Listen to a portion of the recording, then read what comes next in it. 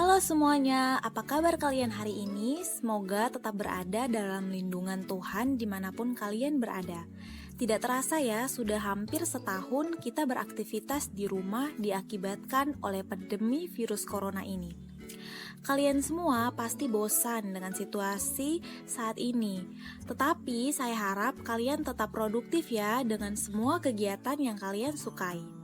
Oh iya, saya juga mau mengingatkan untuk kalian yang sedang beraktivitas di luar rumah agar tetap ikuti protokol kesehatan ya.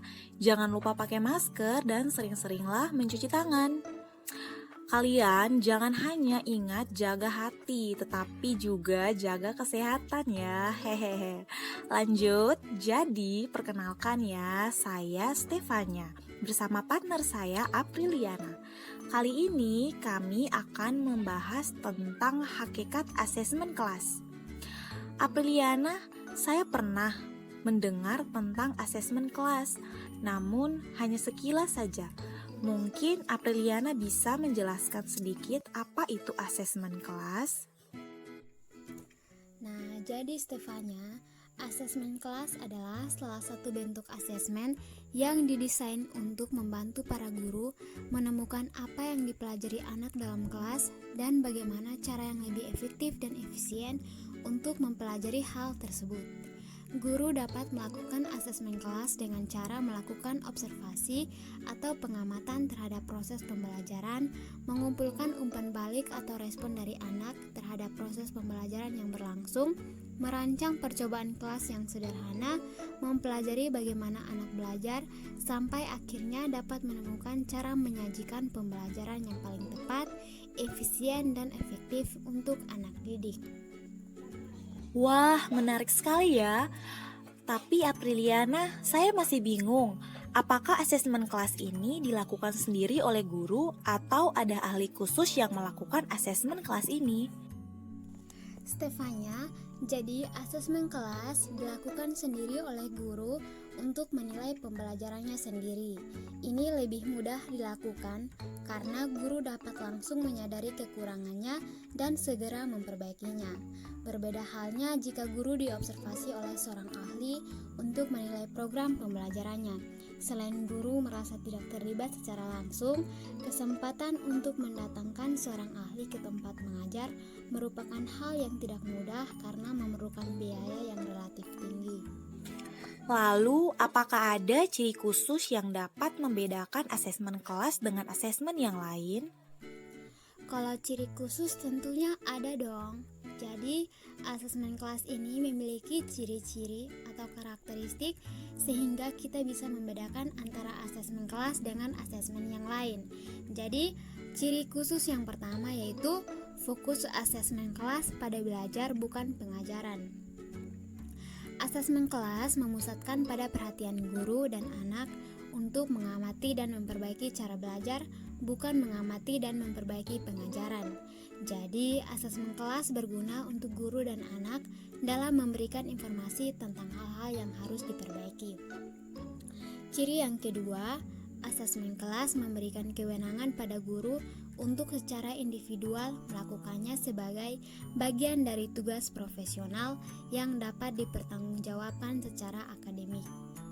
Guru dapat menentukan apa yang akan diakses, bagaimana caranya, dan bagaimana responnya terhadap informasi yang ia dapatkan dari hasil asesmen tersebut.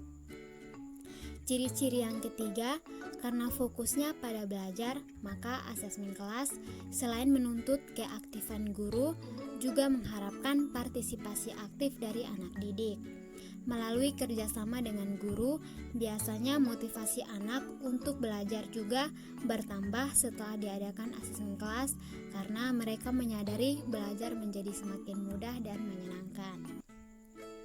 Ciri-ciri yang keempat, asesmen kelas menggunakan prosedur formatif bukan prosedur sumatif. Jadi, asesmen kelas lebih berorientasi pada proses daripada hasil akhir. Ciri-ciri yang kelima, dengan adanya asesmen kelas, setiap kelas berkembang dalam budayanya sendiri berdasarkan tugas profesional guru yang terus berkembang. Ciri-ciri yang keenam, Asesmen kelas dilakukan secara berkelanjutan melalui siklus umpan balik yang juga terus-menerus. Dan ciri-ciri yang terakhir yaitu asesmen kelas menggunakan praktik pengajaran yang memadukan asesmen dengan proses belajar yang sistematis melalui umpan balik. Nah, guru akan mengumpulkan umpan balik tersebut pada saat anak-anak belajar dan menggunakan umpan balik tersebut sebagai informasi untuk memperbaiki pengajarannya. Lalu, apa sih tujuan khusus dari asesmen kelas ini? Nah, jadi tujuan dari asesmen kelas adalah untuk menghasilkan kualitas tertinggi pada belajar anak atau untuk membantu anak dapat belajar lebih efektif dan efisien daripada yang mereka dapatkan jika mereka belajar sendiri. Belajar memang sering dianggap anak-anak sebagai sesuatu yang serius, tidak ada keuntungan dan membosankan. Jika ada anak yang merasakan hal seperti itu, berarti pengajaran yang terjadi belum efektif. Para guru seringkali beranggapan bahwa anak dapat belajar tentang hal-hal yang guru ajarkan. Kenyataannya, anak didik belum tentu dapat belajar dengan baik karena adanya kesenjangan antara hal-hal yang sudah dia ketahui dengan hal-hal yang akan dia pelajari. Tentu hal semacam ini harus diperbaiki, antara lain dengan cara melakukan asesmen kelas. Melalui praktik asesmen kelas, anak dapat memahami dengan lebih baik, meningkatkan kemampuan belajar, membantu anak untuk menilai kemajuan dirinya sendiri, serta melatih belajar atas inisiatif sendiri, bukan karena disuruh oleh gurunya. Lalu, apakah ada hal khusus yang melatar belakangi asesmen kelas ini? Nah, jadi ada 7 asumsi yang melatar belakangi adanya asesmen kelas, yaitu yang pertama, kualitas belajar anak berkaitan langsung dengan kualitas pengajaran guru, sehingga untuk memperbaiki belajar anak dapat dengan cara memperbaiki pengajaran. Yang kedua, untuk meningkatkan efektivitasnya, guru perlu mengemukakan tujuan secara jelas dan mengumpulkan umpan balik dari anak untuk melihat efektivitas tercapainya tujuan tersebut. Yang ketiga, untuk meningkatkan kualitas belajar, sejak awal anak memerlukan penerimaan guru terhadap umpan balik yang sering dia sampaikan selama belajar sebelum diuji dengan tes. Anak juga perlu belajar bagaimana dia menilai dirinya sendiri. Yang keempat, bentuk asesmen akan mampu meningkatkan pengajaran dan belajar karena pimpinan lembaga dapat menjawab sendiri berbagai pertanyaan dan masalah yang muncul dengan menyusun strategi baru untuk menindaklanjuti tanggapan dari masalah dalam pengajaran tersebut. Yang kelima, penemuan yang sistematis dan tantangan intelektual merupakan sumber yang sangat kuat bagi motivasi, pertumbuhan, dan kemauan untuk berubah dari para guru, dan semua itu akan dapat diperoleh dengan asesmen kelas. Yang keenam, asesmen kelas tidak membutuhkan pelatihan khusus, sehingga lebih mudah untuk dilakukan oleh guru dari berbagai disiplin ilmu maupun berbagai tingkatan.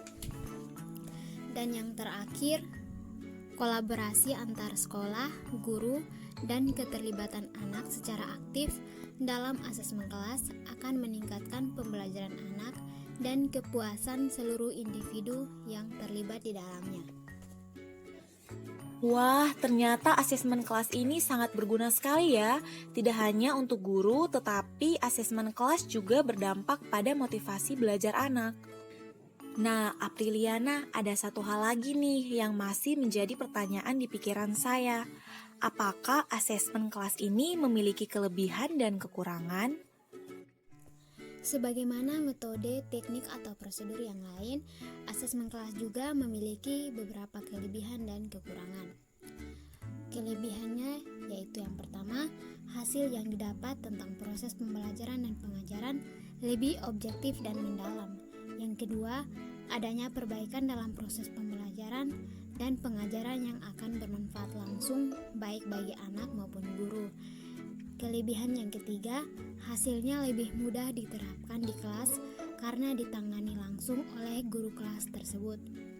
Sedangkan kekurangan asesmen kelas yaitu yang pertama, guru harus mempersiapkan dengan matang dan terencana untuk melakukan asesmen kelas.